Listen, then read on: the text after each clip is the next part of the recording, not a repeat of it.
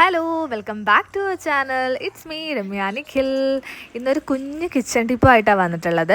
നമ്മൾ ഇതിന് മുന്നേ ഒരു വീഡിയോ ഇട്ടിട്ടുണ്ട്, ഇൻസ്റ്റൻ്റ് ആയിട്ട് തലേദിവസം മാവ് അരച്ച് വയ്ക്കാതെ എങ്ങനെ നമുക്ക് പാലപ്പം ഉണ്ടാക്കാം എന്നുള്ളൊരു വീഡിയോ. അതിൽ ഞാൻ ഈസ്റ്റ് യൂസ് ചെയ്തിട്ടാണ് ആ റെസിപ്പി നിങ്ങൾക്ക് ആ ടിപ്പ് കാണിച്ചു തന്നിട്ടുള്ളത്.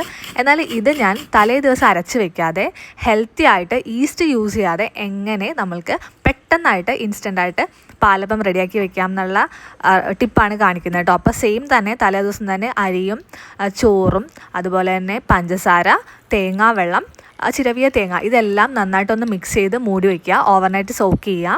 നെക്സ്റ്റ് ഡേ മോർണിംഗ് അതൊന്ന് അരച്ചെടുക്കുക. എന്നിട്ട് അതൊന്ന് മൂടി വയ്ക്കുക. നമ്മൾ കറി ഉണ്ടാക്കുന്ന ഗ്യാപ്പിൽ, അതായത് ഇപ്പോൾ പാലപ്പത്തിന് വേണ്ടി നമ്മൾ മുട്ടക്കറി ആയിരിക്കും, ചിലപ്പോൾ കടലക്കറി ആയിരിക്കും, സ്റ്റൂ ആയിരിക്കും, എന്തോ ആയിക്കോട്ടെ, ആ കറി ഉണ്ടാക്കുന്ന ഗ്യാപ്പിൽ അതൊന്ന് നന്നായിട്ട് മൂടി വയ്ക്കുക. കറി ഉണ്ടാക്കിയതിന് ശേഷം ഇത് നമുക്ക് ഈസി ആയിട്ട് അപ്പം ചുട്ടെടുക്കാം. നന്നായിട്ട് ഫെർമെൻ്റായി കിട്ടും. ഈസ്റ്റ് യൂസ് ചെയ്യാതെയാണ് നമ്മളിതിൽ ചെയ്യുന്നത്. അതിൻ്റെ ഒരു പ്രത്യേകത എന്താണെന്ന് വെച്ചാൽ, ഈസ്റ്റ് അറിയാം നമ്മുടെ വയറിനൊന്നും ഒട്ടും ആക്സെപ്റ്റ് ചെയ്യാൻ പറ്റാത്ത, അല്ലെങ്കിൽ വയറിനൊട്ടും പിടിക്കാത്ത ഒരു സാധനമാണ് ഈസ്റ്റ്. ഒട്ടും കൊള്ളില്ല വയറിന്. അപ്പോൾ അത് മാക്സിമം നമ്മൾ യൂസ് ചെയ്യാതെ ഹെൽത്തി ആയിട്ടുള്ള രീതിയിലാണ് ഈ ടിപ്പ് കാണിക്കുന്നത്. ഈസി ആയിട്ട് നമുക്ക് പെട്ടെന്ന് ഉണ്ടാക്കിയെടുക്കാം കേട്ടോ. തലേദിവസം ഞാൻ നേരത്തെ അരി കുതിർക്കാൻ വെച്ചില്ല, അരച്ച് വെച്ചില്ല എന്നുള്ള ടെൻഷൻ വേണ്ട.